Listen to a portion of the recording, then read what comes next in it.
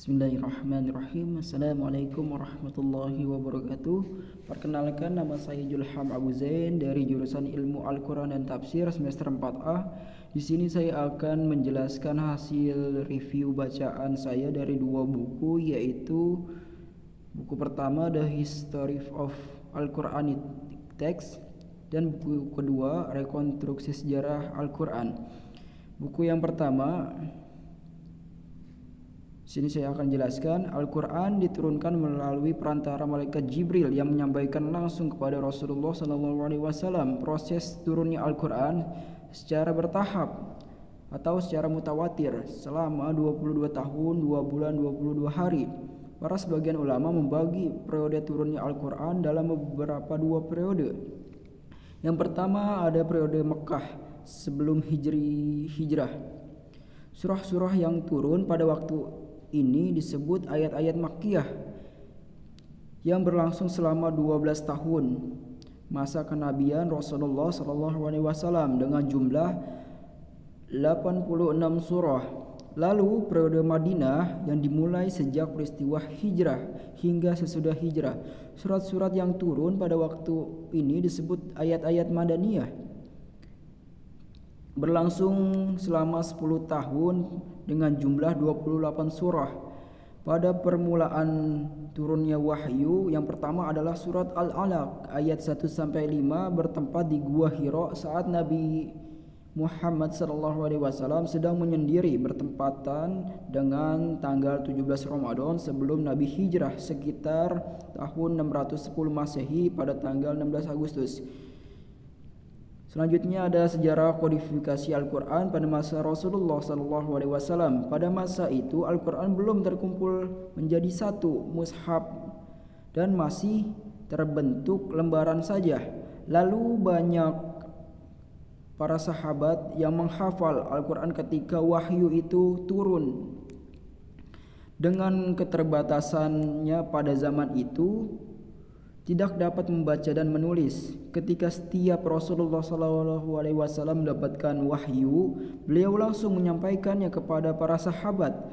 Adapun yang ditunjuk untuk menuliskan Al-Quran yakni Zaid bin Sabit, Ali bin Abi Thalib, Muawiyah bin Abu Sufyan, dan Ubay bin Ka'ab. Penulisan Al-Quran tercatat masih sederhana dan berserakan pada beberapa media seperti pelepah kurma, lempengan batu, daun lontar, kulit dan daun dan kayu, pelana, potongan tulang benulang binatang ataupun hewan. Di samping itu, banyak juga sahabat-sahabat Rasulullah SAW langsung menghafalkan ayat-ayat Al-Quran setelah wahyu itu diturunkan.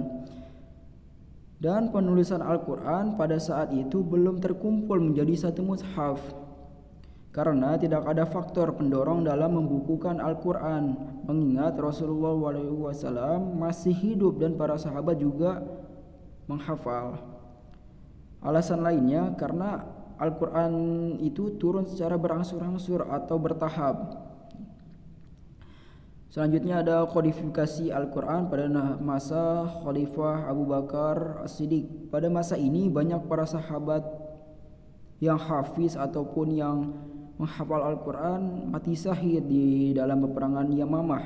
Jumlah yang syahid sekitar 50 orang seperti dilansir di buku tersebut. Maka dari situ Umar bin Khattab mulai risau dan memikirkan masa depan akan Al-Quran. Kemudian dia berdialog kepada Khalifah Abu Bakar As-Siddiq untuk mengumpulkan kembali surat-surat dan ayat-ayat Al-Quran. Karena kekhawatiran tersebut, maka Abu Bakar dan Umar bin Khattab mulai mengumpulkan lembaran ayat-ayat Al-Quran. Lalu Abu Bakar As-Siddiq meminta Zaid bin Sabit, yaitu salah satu mantan juru tulis Nabi Muhammad SAW, untuk menuliskan Al-Quran agar menjadi lembaran yang dapat disatukan.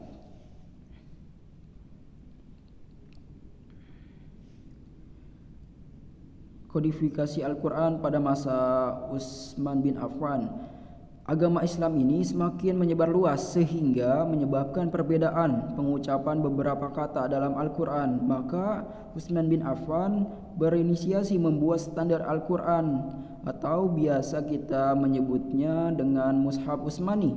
Dalam hal ini dibentuklah satu panitia oleh Utsman bin Affan terdiri dari Zaid bin Sabit yaitu ketuanya, Abdullah bin Zubair, Sa'id bin As dan Abdurrahman bin Harith bin Hisham.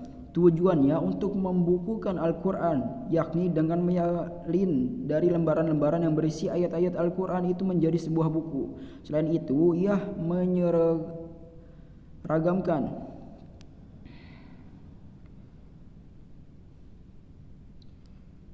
penulisan serta pembacaan yang sesuai dengan dialek suku Quraisy. Sebab konon Al-Quran diturunkan menurut dialek suku tersebut. Utsman berusaha mengirim utusan kepada Hafsah binti Umar untuk meminta dokumen ayat-ayat Al-Quran. Dan saat negosiasi, Hafsah mengizinkan dengan syarat Utsman mengembalikan dokumen asli ayat-ayat yang sudah disalin. Utsman pun setuju, kata si Hafsah. Setelah rapi dan jadi dalam bentuk dibukukan, mushaf mulai didistribusikan ke beberapa negara seperti Mekkah, Syam, Yaman, Bahrain, Basrah, Kufah, Madinah sampai ke negeri Islam lainnya. Utsman pun menepati janjinya untuk mengembalikan dokumen asli kepada Hafsah.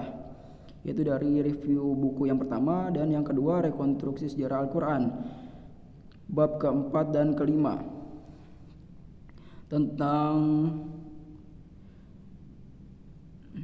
rekonstruksi sejarah Al-Quran, di sini saya akan mereview bab keempat sampai kelima. Yang pertama yaitu bab keempat, terdapat pengumpulan pertama Al-Quran. Pengumpulan ini ada di masa Nabi Muhammad SAW dan setelah wafatnya. Dalam sejumlah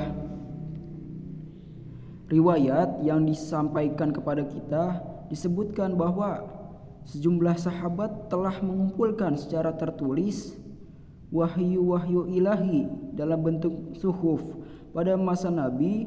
Dalam sejumlah riwayat dikemukakan oleh Ali bin Abi Thalib sebagai pengumpulan pertama Al-Quran pada masa Nabi beserta perintah sendiri.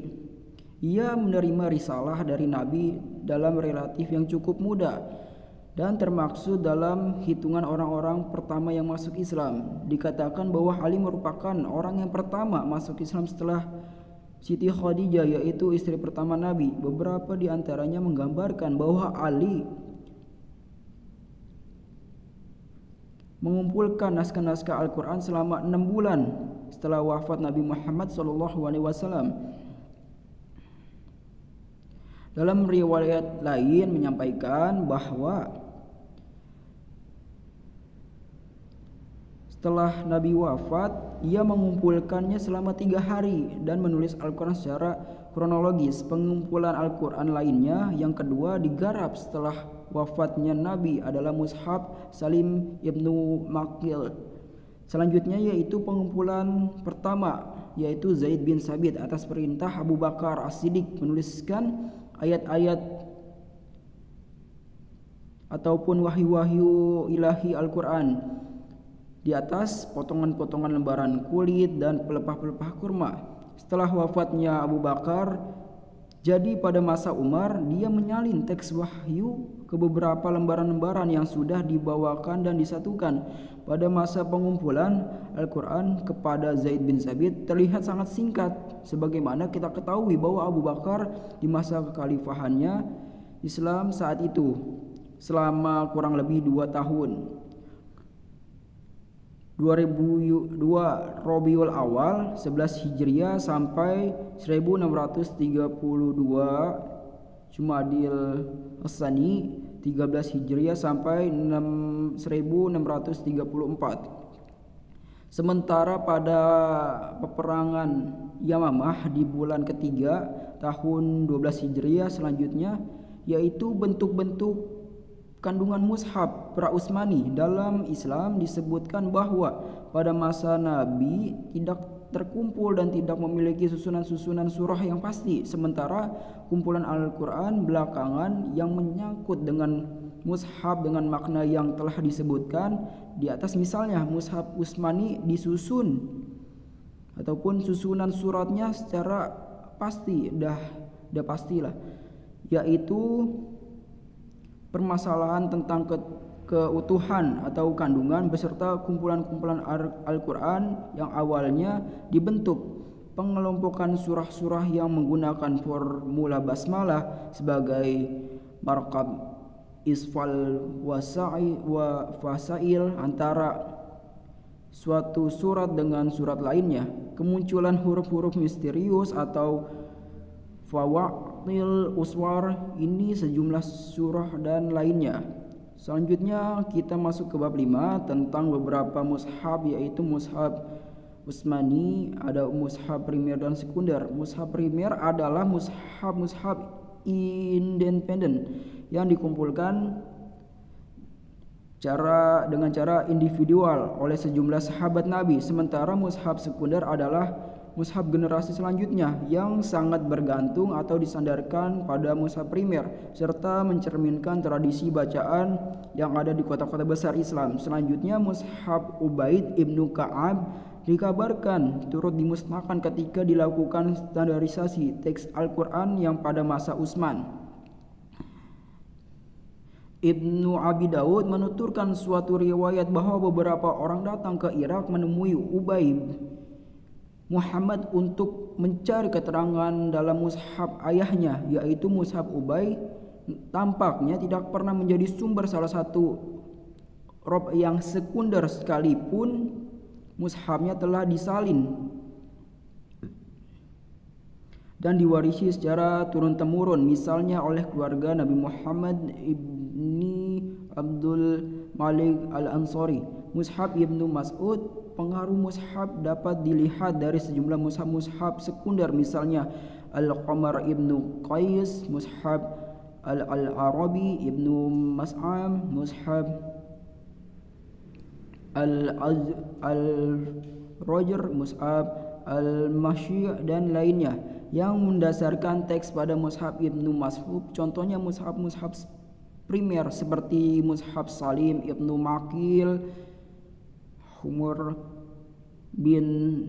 bin Khattab, mushaf Ubay ibnu Ka'ab, mushaf Ibnu Mas'ud, mushaf Ali bin Abi Thalib. Dari hubungan dekatnya yang resmi dengan Utsman pada masa persiapan Al-Quran dapat dipastikan bahwa mushaf Ibnu Abbas juga telah diserahkan untuk dimusnahkan bersama mushaf-mushaf itu dan lain-lainnya. Selanjutnya karakteristik mushaf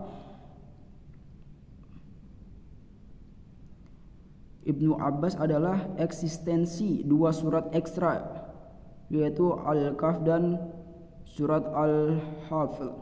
Di dalamnya Ibnu Abbas adalah sebanyak 116 surah. Sekalipun demikian, kedua surat ekstra ini tidak muncul ke dalam susunan surah mushaf yang berada di dalam mushaf Utsmani tersebut. Demikian review dari dua buku tersebut. Terima kasih. Wassalamualaikum warahmatullahi wabarakatuh.